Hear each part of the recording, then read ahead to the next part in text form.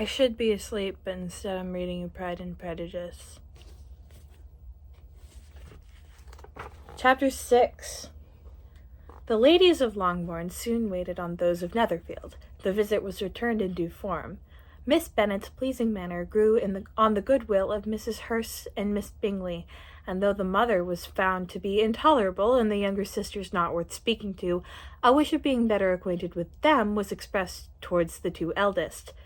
By Jane this attention was received with the greatest pleasure, but Elizabeth still saw a superciliousness in their treatment of everybody, hardly excepting even her sister, and could not like them, though their kindness to Jane, such as it was, had a value as arising in all probability by the influence of their brother's admiration. It was generally evident wherever they met that he did admire her, and to her it was equally evident that Jane was yielding to the preference which she had begun to entertain for him from the first, and was away to be very much in love, but she considered with pleasure that it was not likely to be discovered by the world in general, since Jane united with a great strength of feeling, a composure of temper, and a uniform cheerfulness of manner, which would guard her from the suspicion of the impertinent. She mentioned this to her friend, Miss Lucas. "It may perhaps be pleasant," replied Charlotte, "to be able to impose on the public in such a case, but it is sometimes a disadvantage to be so very guarded. If a woman conceals her affection with the same skill from the object of it, she may lose the opportunity of fixing him, and it will then be but poor consolation to believe the world equally in the dark. There is so much of gratitude or vanity in almost every attachment. It is not safe to leave any to itself. We can all begin freely.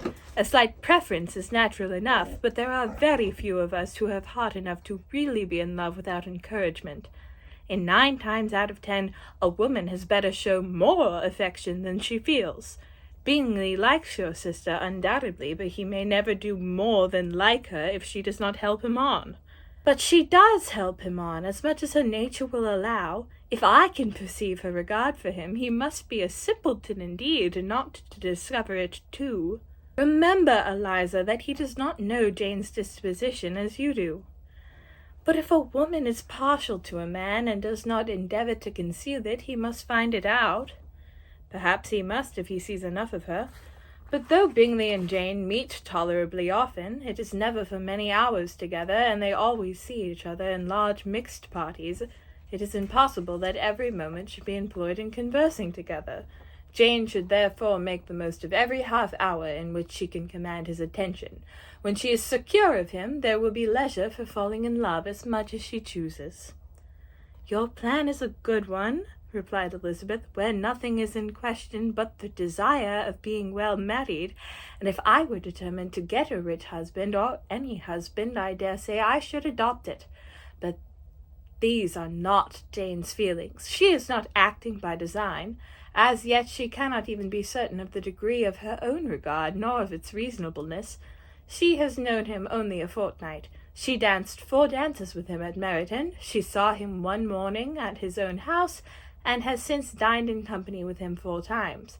That is not quite enough to make her understand his character. Not as you represent it. Had she merely dined with him, she might only have discovered whether he had a good appetite. But you must remember that 4 evenings have been also spent together, and 4 evenings may do a great deal."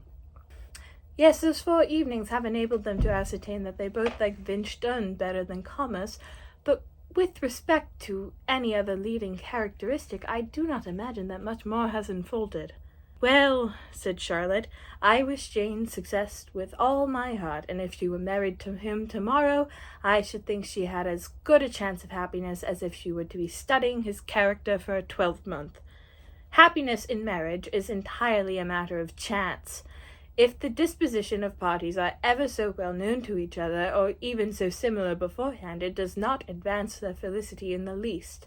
They always continue to grow sufficiently unlike afterwards to have their share of vexation, and it is better to know as little as possible of the defects of the person with whom you are to pass your life." "You make me laugh, Charlotte, but it is not sound. You know it is not sound, and that you would never act this way yourself." Occupied in observing Mr. Bingley's attentions to her sister, Elizabeth was far from suspecting that she was herself becoming an object of some interest in the eyes of his friend. Mr. Darcy had at first scarcely allowed her to be pretty. He had looked at her without admiration at the ball, and when they next met, he looked at her only to criticize. But no sooner had he made it clear to himself and his friends that she had hardly a good feature on her face, that he began to find it was rendered uncommonly intelligent by the beautiful expression of her dark eyes. To this discovery succeeded some others equally mortifying. Though he had detected with a critical eye more than one failure of perfect symmetry in her form, he was forced to acknowledge that her figure to be light and pleasing, and in spite of his asserting that her manners were not those of the fashionable world, he was caught by their easy playfulness. Of this she was perfectly unaware. To her he was only the man who made himself agreeable nowhere, and who had not thought her handsome enough to dance with. He began to wish to know more of her, and as a step towards conversing with her himself, attended to her conversations with others. His doing so drew her notice. It was at Sir William Lucas's, where a large party was assembled. "What does Mr. Darcy mean," she said to Charlotte, "by listening to my conversation with Colonel Forrester?" "That is a question which Mr. Darcy only can answer. But if he does it any more, I shall certainly let him know that I see what he is about. He has a very satirical eye, and if I do not begin by being impertinent myself, I shall grow soon afraid of him." On his approaching them soon afterwards, though without seeming to have any intention of speaking, Miss Lucas defied her friend to mention such a subject to him, which immediately provoking Elizabeth to do it, she turned to him and said, "Do you not think, Mr. Darcy, that I expressed myself uncommonly well just now when I was teasing Colonel Forrester to give a ball at Meryton?" With great energy, but it is a subject which always makes a lady energetic." "You are severe on us." "It will be her turn soon to be teased," said Miss Lucas. "I am going to open the instrument, Eliza, and you know what follows." "You are a very strange creature by way of friend, always wanting me to play and sing before anybody and everybody.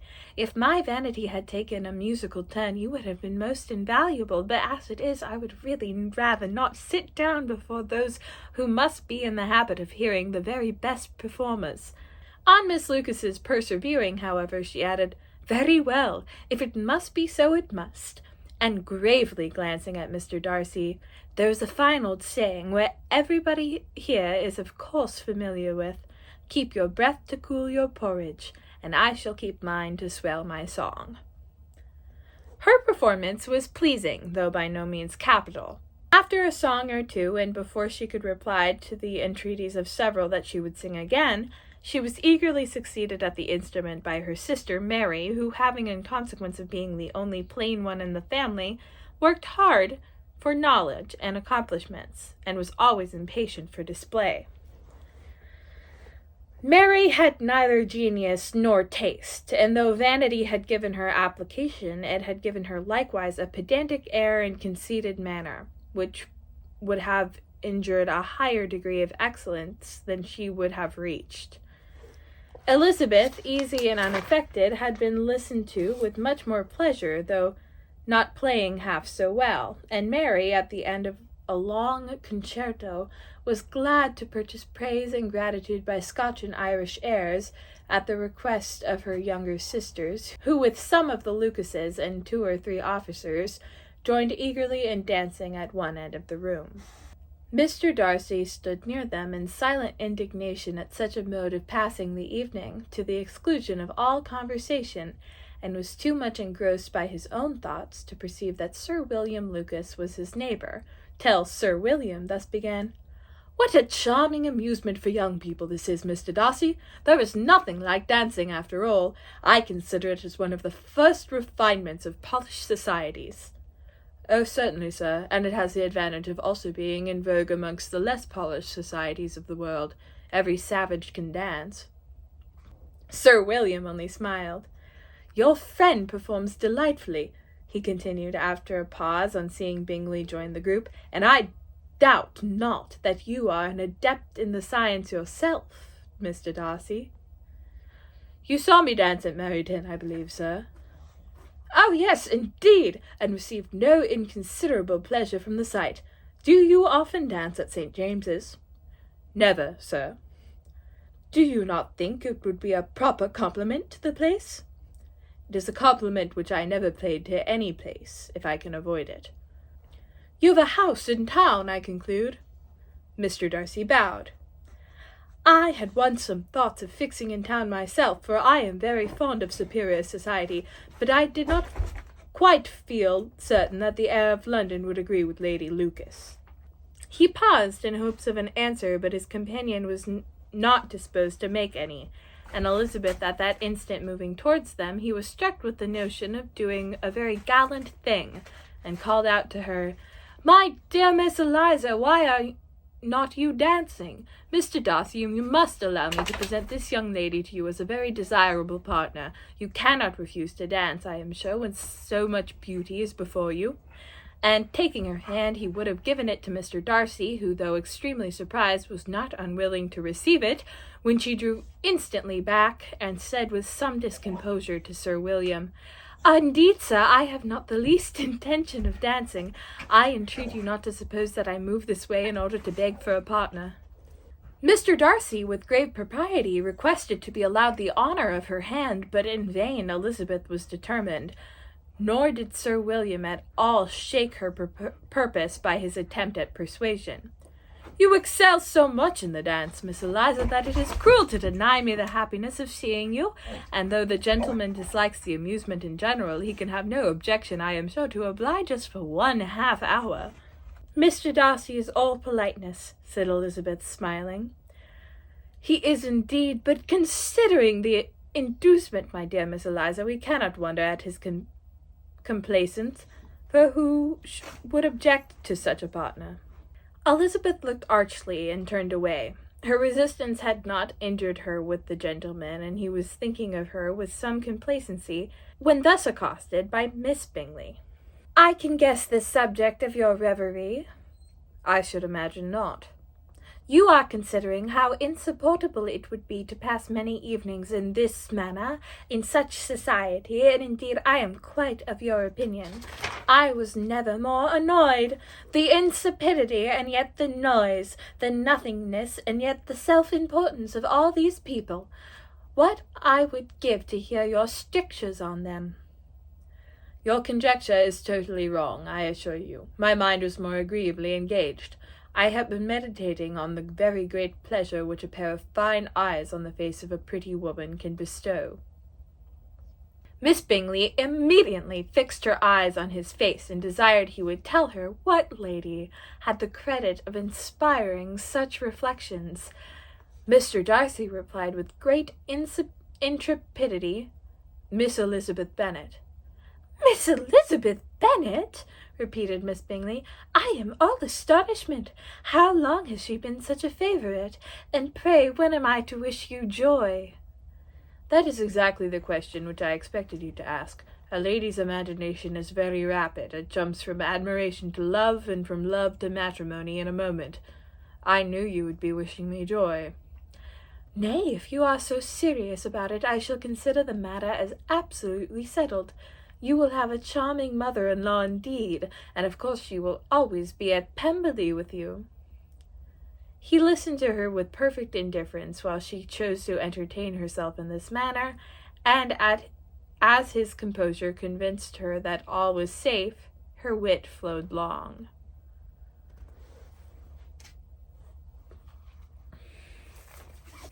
That's a good chapter. I say that after all these chapters.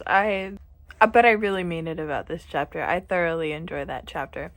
First of all, we started off with a conversation between Charlotte and Elizabeth. That gets into a lot of what I was talking about with Charlotte yesterday, about her opinions about marriage. Charlotte does not think that marriage is about love. I believe she said something to the effect of, it does not matter if you spend a year studying someone's character or if you marry them tomorrow. You have the same chance of happiness anyway, because people change after they get married, which I think is sort of an interesting perspective.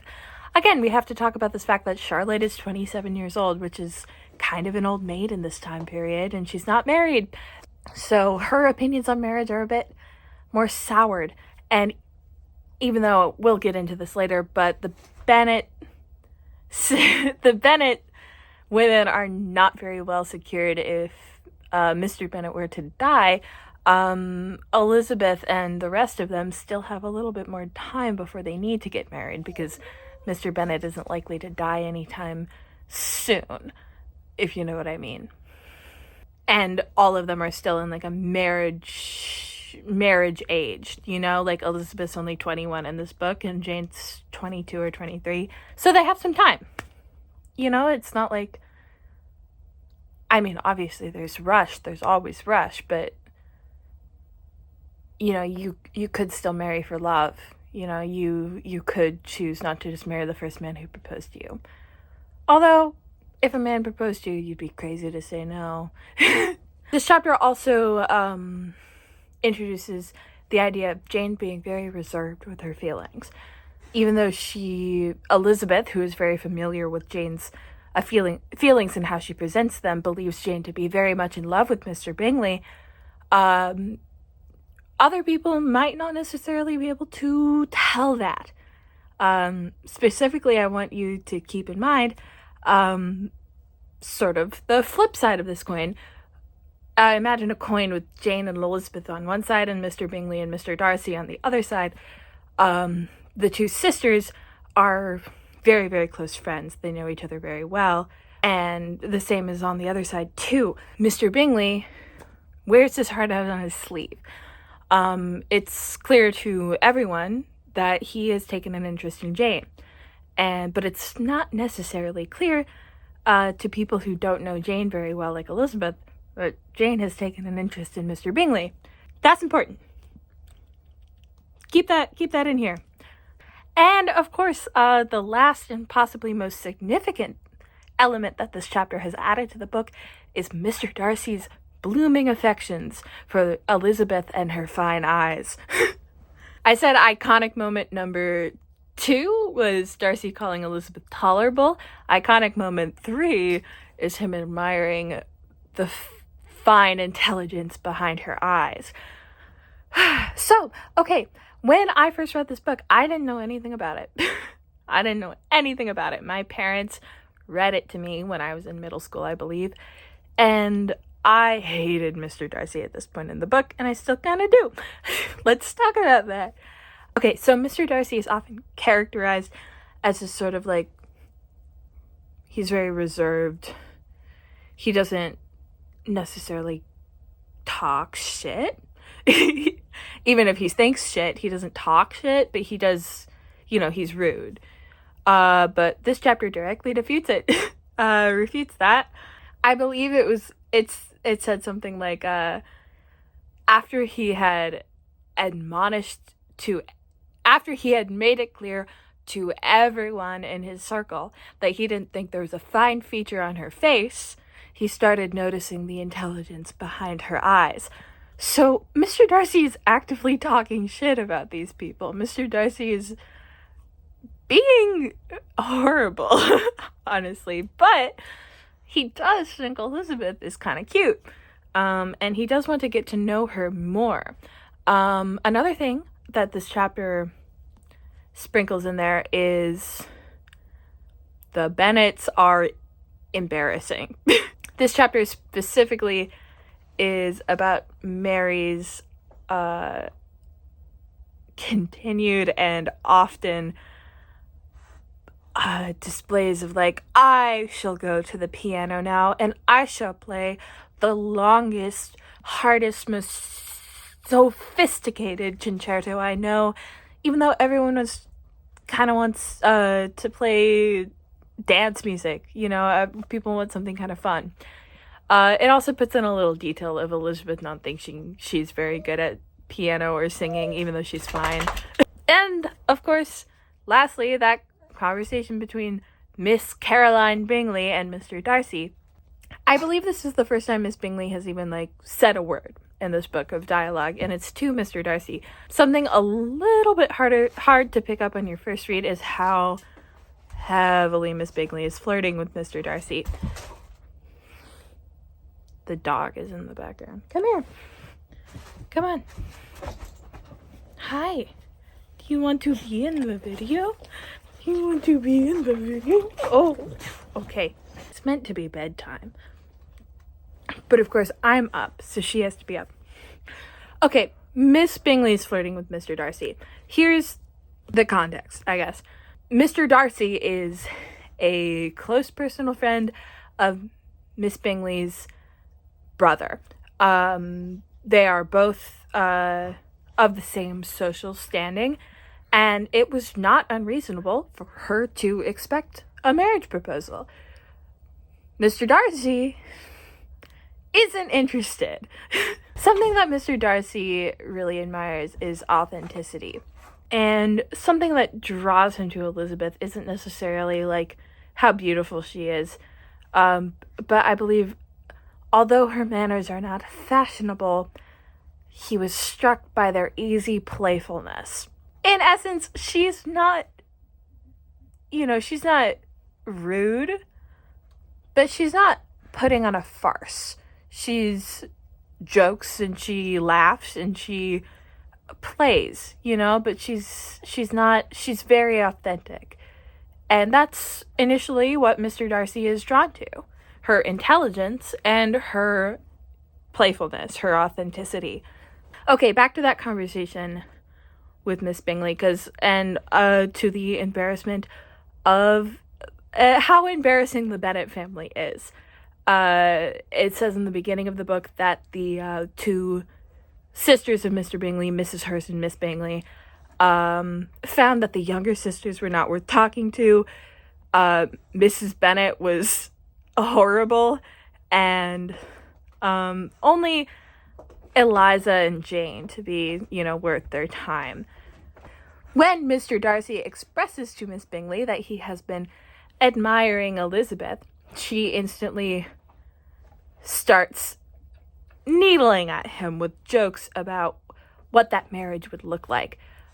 She says something like, you will have a wonderful mother-in-law who will always be at your house.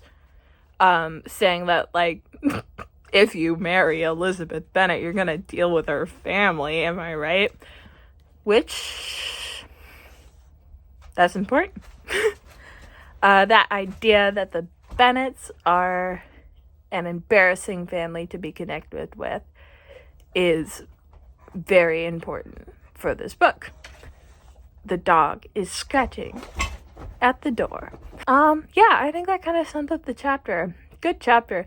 Every time I read this book, I'm like, I understand Mr. Darcy more. That doesn't mean I like him more. I like Mr. Darcy, but I like second half of the book, Mr. Darcy. I'll show you what, you'll understand what I mean later. Anyway, this book's all about character development. And character development is what you're going to get. Anyway, peace. I'll see you tomorrow.